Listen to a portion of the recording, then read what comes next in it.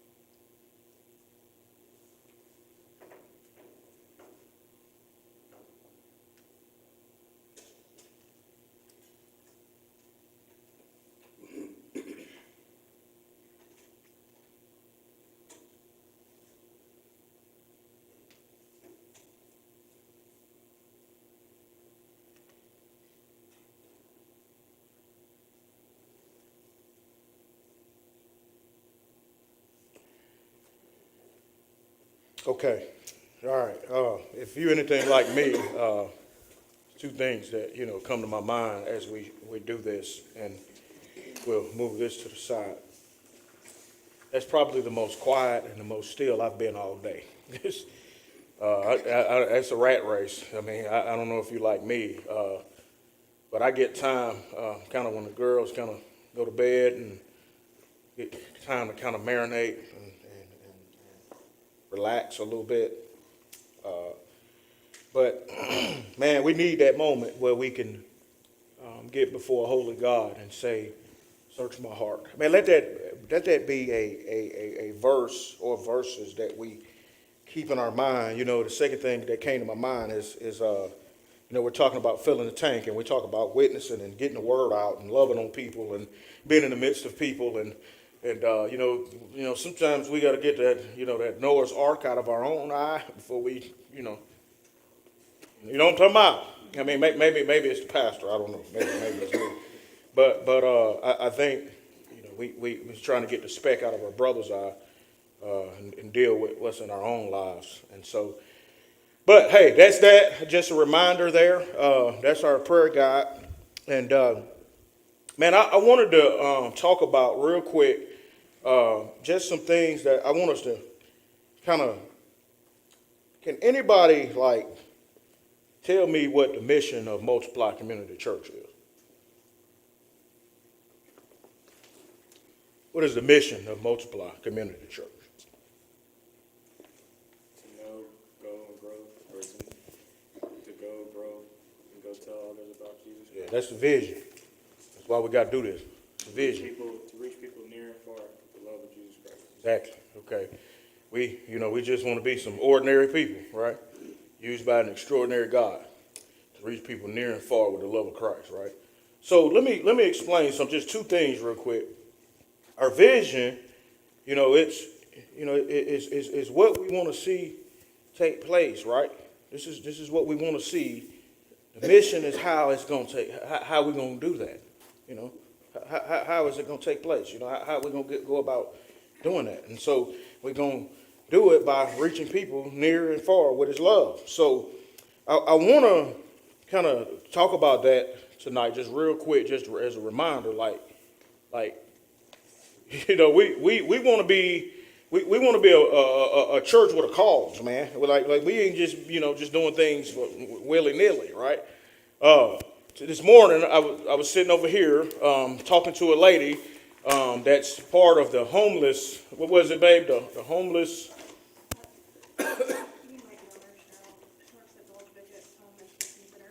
They can't hear you. They can't hear you. She's like a homeless, a liaison. Yeah, she's a homeless. Basically, there are 17 kids in Monroe High School that are homeless. And there are 17 kids that are in Forest Hill High School that are homeless. Found out today there are 3,000 kids in Mecklenburg County that are homeless. Homeless is, they may have a home, but it's not stable at all. They may not have a home tomorrow. But some kids are actually homeless, right? And man, how many of y'all knew that? That there was, some homelessness within our city, And if we're going to be a church that's worth our salt, right? Remember, we have to be salt and light. We got to do something about that stuff. I mean, any way that we can be the hands and feet of Jesus. I told her today, look, our mission here is for people to know Christ. It's Christ that motivates us to go in the community. And so I'm saying that what I'm getting ready to share tonight, I'm hoping you can be excited that we can do things like this, right? Like even what we're talking about here, right? And by the way, I told her it's not like we don't do anything, man. I think we're pretty decent at some things, of trying to, reach into the community. I think we kind of halfway decent, I mean, being halfway 2 years old, we ain't even really there. I mean, I just want to remind us, the purpose. We are here, if we don't continue to talk about the vision and mission of the church, We're going to be insular. We're going to continue to think. I mean, they're not going to be random people that's just walking in. You know, this is what we want. Like, this ain't no social club, man. Like we're trying to reach people with the love of Christ. And so it's going to be uncomfortable. It's going to be people come in that we don't know. Okay. I mean, that's reality. That's love. That's the type of church we want to be. That's why we're in this strip mall. I mean, I know y'all know this. I'm saying it like y'all don't know it. But I'm just reminding y'all, this tonight. And so I wanted to share some things. I'm glad the kids are in here.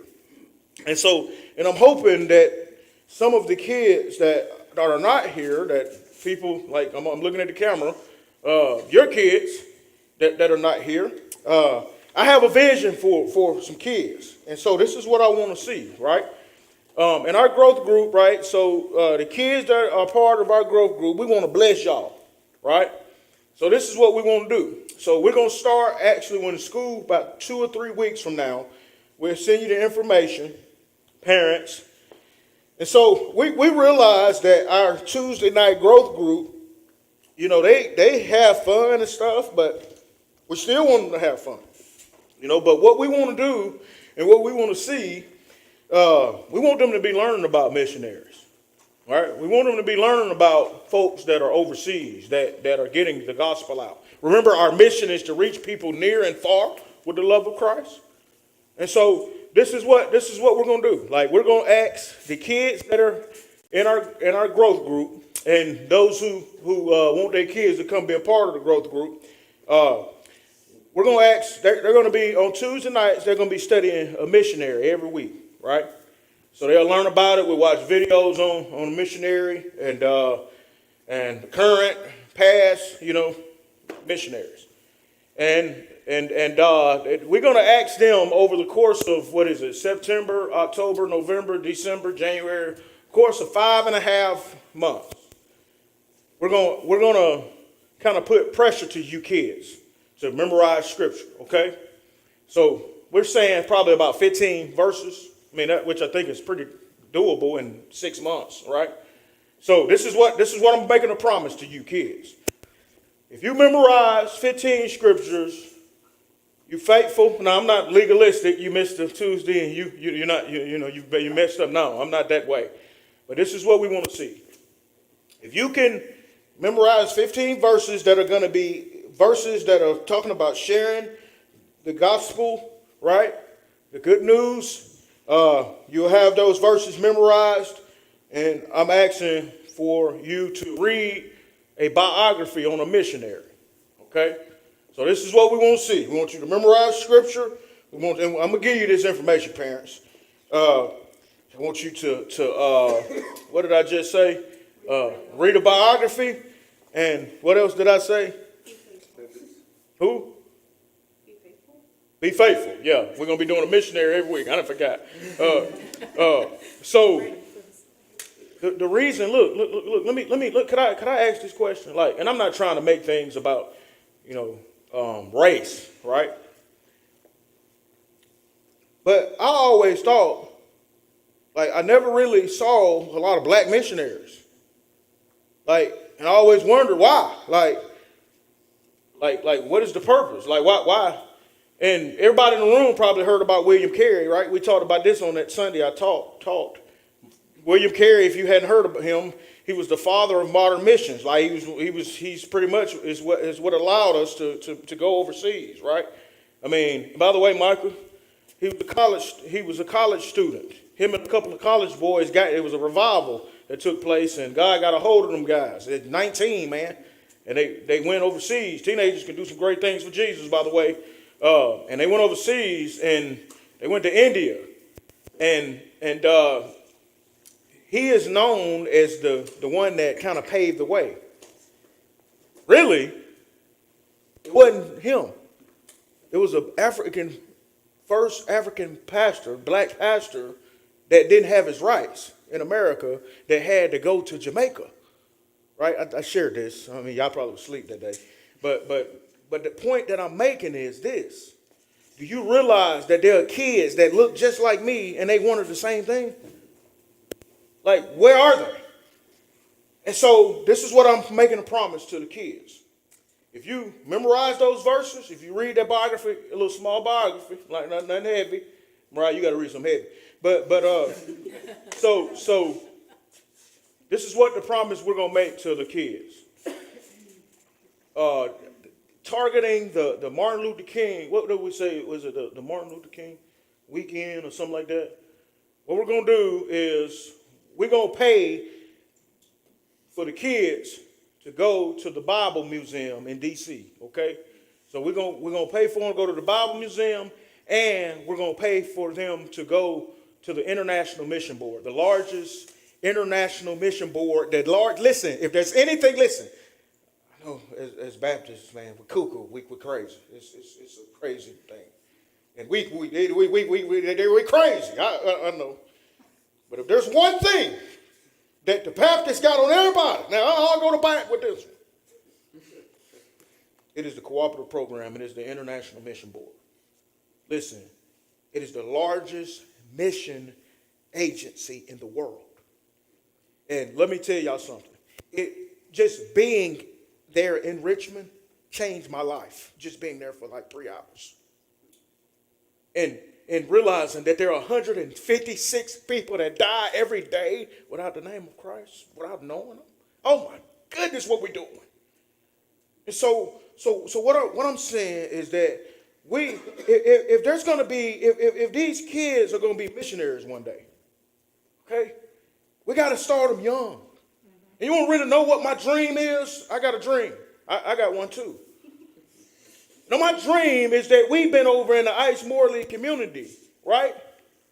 My dream is to say that we can get some of those kids to go with us, to go to the Bible Museum, to go to the International Mission Board and see guys like George Lau, where they can see that they can do this too. God can do some great things in their lives too. Okay, kid, can y'all work with me? We can work together. I'm telling you, you're going to be extremely blessed. Now, this is what we're doing. This is what we're going to say. Parents, guess what? We want y'all to go too. Yeah. We ain't paying for your way. We're paying for their way, okay? All right? But you're going to have to hold them accountable, okay, on some things. And so instead of them coming in here doing Jenga and stuff like that, nothing against Jenga, guys. We love Jenga. You know, I just first thing came to my head. It ain't got nothing to do with that. That's just first thing in my head. Instead of the kids, I mean, we want them to do that. Okay? And I just want to say, Bailey, I want to tell you this. I asked Carrie what she learned that past week, and let me just tell you something. She learned about Gideon. I'm just going to tell you, she said everything that was in that room, and I just want to say thank you. Seriously, it's not in vain. And so I'm just saying I'm appreciative of that, by the way, because I got dogs in that room, So anyway, y'all with me on that? Parents, we'll talk more, we'll walk more. And by the way, I said parents, I want us all to go. I want us all to go, and we'll talk about dates. And you can be the oddball and don't go. Okay? We just make you feel bad. I mean, we just make you feel bad. And so the point is, I think our kids, man, could we get them excited about the Bible? I mean, man, it was a dream of mine. I want to go places and experience things. I think we can be a church that allows them to see that because we want to raise up the next missionaries. And if it's going to happen, it's going to happen right at this age. So, we can't just talk about, look, man, and this is where I'm kind of going to get kind of mad a little bit at myself, because I can preach a whole bunch of sermons, and y'all know I can talk a lot, like tonight. And so, I don't know how many more sermons the adults need to hear, right? We need to be living some sermons, okay? And I'm saying, like, we need the word. But, like, there was a message preached this Sunday, right? And I remember that one of the things I heard Michael Jordan say is how selfish it would be for us not to take the good news to somebody. Okay, question. Did you take the good news to somebody this week? I mean, you get my point. We can hear all these sermons, right? People that's next door to you need the sermon, okay? And the sermon that they're going to get is from you sharing it, all right? And so I don't want to make people feel bad. That guilt don't do nothing but, get people mad for a day and then, tenacious for a day and then, they just start back doing the same thing. Hey, I got 4 minutes and I want to share this for 4 minutes. We've been talking about Fill the Tank, prayer guide, telling people about Jesus. Kids want to learn about missionaries, right? We got opportunity to share the love of Jesus. I want to just share just a few things, just real quick, just real quick from a calendaring standpoint. We got. Let's see, on the 21st of August, right? That's in a couple of weeks. Not this Saturday, but the next Saturday, right? And what? Yeah, meant to change from Friday to Saturday. We're going to be in the Ice Morley community that need TLC. Okay, we're going to be there that morning from 10 to 12. And guys, you know how we've been talking about fill this tank? Right? In order to fill the tank, you got to tell people about Jesus. We got an opportunity to mobilize. Maybe you're going to be working on your tan that day. Maybe you can't make that day. Okay, so we let you off the hook that day. But we have opportunity for you to serve. There's going to be a church that comes from Michigan, right? They're going to come down here. They're going to get here on Thursday. They're driving, right? 14 hours to help us tell people about Jesus. They're going to drive 14 hours to help us love on this community. Could I say it again? They're going to drive 14 hours to drive from Michigan where it's not as humid. Come here to help us tell people about Jesus. Okay? So I would think we're calling it a labor of love, right? Weekend. So we got opportunity to love on our community. Some of the things that we're going to do, we're going to get a whole bunch of change and we're going to go over to the laundromat. And guess what we're going to do? Pay for their meal. Pay for their, not meal, but their laundry. And we're going to talk to them about Jesus. It's not hard. We're going to do it. Sometimes it's going to be scary, but we can do it. And I promise you, everybody in here going to do it. We'll talk more about that. So another thing we're going to do, we're going to go back over to that Ice Morley community like we've been talking about. And let me tell you the reason why we're going back over to that community, because there's a generational problem. And the way you change generational problem is you start, we're trying to reach this generation. And it's going to take time. It's going to take effort. It's going to take money. That's why we constantly saying that's where we're going. So you want to know why we continue to talk about going over there? That's why. Because it's going to take a whole bunch of people and a whole bunch of investment. And listen, the reality is we got lost people all over this community, right? We can only focus on certain areas in some sense, and then as we go, we can gossip the gospel as we go. All right? And so, am I being like hard on y'all tonight? Be fair to me. Cedric, you good at that. Come on. How are we going? We good? Okay, we good. Just thumbs up. Thumbs up. All right. So they'll be here from Thursday to that Sunday, okay? They're going to be able to do that. We got opportunity, again, to be the hands and feet of Jesus by giving resources to those who need school supplies, right? Practical things that God can use. And I know I'm at 7:30. I wanted to share this before we leave. This girl, I don't know how old she is, but we were talking to her today, and she shared with me that some of the needs that she had, right? And I just want to share this with you guys. So some of the needs that are there is Monroe School, they have uniforms, and I think not Sun Valley, but Forest Hill. Yeah, I can't remember which ones have uniforms. But there is a struggle for kids because either they're too small, they're extra small, right? In the closet that we go to with Hartford Monroe, they don't have that stuff. So there's a need for extra small, extra large, and extra, extra large. So either you're too big, right, or you're too small. And these kids wear the same clothes over and over and over and over again. And so that's just a practical need, right?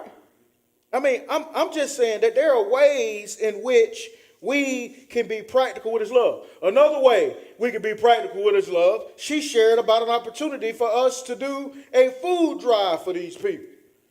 Go to their house, drop them off a meal at their house. What a prime way to remember Meals on Wheels. Y'all remember that? Some of the older folks. These are kids that are practically homeless, don't know where they're going to get a meal from, and we can be the hands and feet of Jesus dropping off food for them. I just think there are many ways we can make much of Jesus. And guess what? We're going to have that opportunity. So we want to be a church that's reaching people near and far with the love of Christ.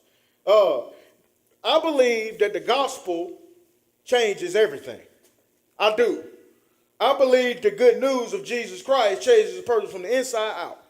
I think the gospel has effect on how somebody presents themselves. So our gospel works. It's power to save. But it's not only power to save, right, from a salvation standpoint, but it's power to raise people up. I mean, let me just tell you, I'm a prime example of that. Because of the gospel, I'm doing this today. Because of the gospel, I got an education. Because of the gospel, my family's changed. Because of the gospel, it changes everything. And so, guys, all I'm saying tonight is to reiterate to you, what is our mission? Mission? Okay. And the vision? Okay, yeah. No, grow, go. Near and far with the love of Christ. No, grow, go. Near and far with the love of Christ. Why we say this stuff? Because this language create worlds. I'm going to finally, and look. How many of y'all heard me say, don't be selfish with your salvation? How many of you heard me say that? That's the same thing Michael Jordan said Sunday, right? Could I ask y'all this? How many times y'all heard me say this? And it's not original to me. The gospel came to you because it was what? Somebody else. We ain't got time to waste. And so all I'm saying tonight is this. Guys, we have to remember why we exist. And it's for them out there so that they can come to know Jesus. And so I just want to reiterate that. I wanted to throw them dates at you. I don't know if you can be there, but I'll tell you what, it's called the Ministry of Presence. It's called the Ministry of Presence, and I'm done. This is it. I was walking into the food line over here, Monroe today. So there's this lady that had like Krispy Kreme donuts. You know, my attention went to the Krispy Kreme donuts because I wanted me some, you know. And then she had a line of kids behind her. And so I was going to go like on her side, but I'm like, man, she got a whole bunch of kids. Let me go around. And so I was going, but I went around her. And she looks, one of the kids looks at me, and I look at him. He look at me like, hey. And then the thought came to my head, oh, that's where I know that little boy from. I just preached the gospel to him at middle school over here. And he remembered me. He was going to her mom. His mom was like, you know how it is when you're in the, I know that guy, you know. And so I'm thinking to myself like, man, isn't that how it should be? Man, that guy right there told me about Jesus. Just right there in the grocery store. His brother was sitting beside him, and he just like, you know, I mean, there's a whole bunch of them kids in there, man. I mean, and by the way, those kids, it was a lot of kids get saved. And by the way, we're actually trying to see how we can get them plugged into the church. They need to get baptized. And so the point is, guys, it happens when we're out there. It happens in the field. It happens when we put ourselves in position to just tell people about Jesus. This is the last thing I'm going to say, and I promise you, I'm done. Hey, I had a professor in seminary. He was an evangelism professor. And I've said this 1,000 times, so I'm going to say it again. He's, he's this great guy. He got books on evangelism. He's a great guy. He got the handbook on evangelism. Man. And so, I was taking him, and I'm on the front row. I'm one of them guys that I ask all the questions and stuff in the class, and people tired of me, but I'm paying for this, baby. You gonna talk to me. I'm paying my money. And so there it was.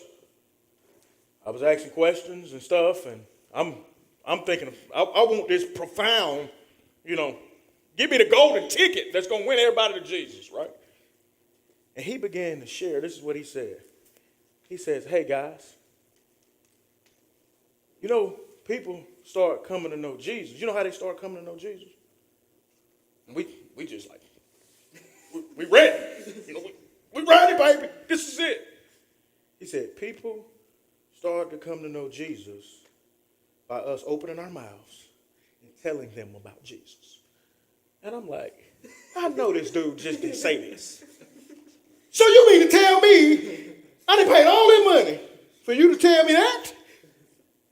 And the older I get, all we got to do is open our mouths and tell people about Jesus. That's it. And people get saved. Hey, does this sound like deja vu? Remember last week I was talking about being on my knees and sharing the good news with this girl? There's a reason why it's deja vu. Because I want us to remember the purpose. The purpose. Let's pray. God, the gospel truly did come to us because it was moving to somebody else. And how selfish would it be for us to keep it in? God, I know we can all, myself included, get so busy with life, doing what we need to do. But God, remind us tonight that eternity is at stake. People are lost and undone.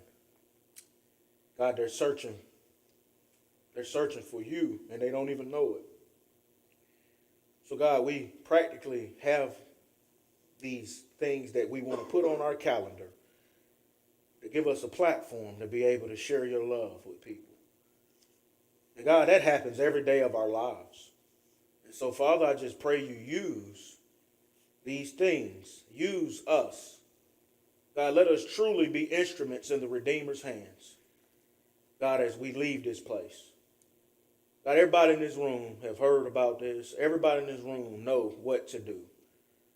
God, just give us that burden to share. Continue to reveal things in our lives that keep us from sharing this good news with people. And God, I thank you so much for this church. I thank you for these people that are willing to go on the front lines, God. I was talking to a little girl today. She said the Ice Moreland community is you just don't go there. Oh, yes, we do. Because Jesus wants us to go there. God, help us. Protect us so we can continue to proclaim your love. And God, we thank you for your love that motivates us to love others. And we just pray, God, that you encourage these kids. God, let them continue to grow. Let them continue to know you. And I just thank you so much for them, even tonight, just being still and quiet and listening. And I pray your blessings on them. God, continue to deposit good in these kids so that they can reach their friends and the next generation. And God, we thank you so much for this night. In Jesus' name.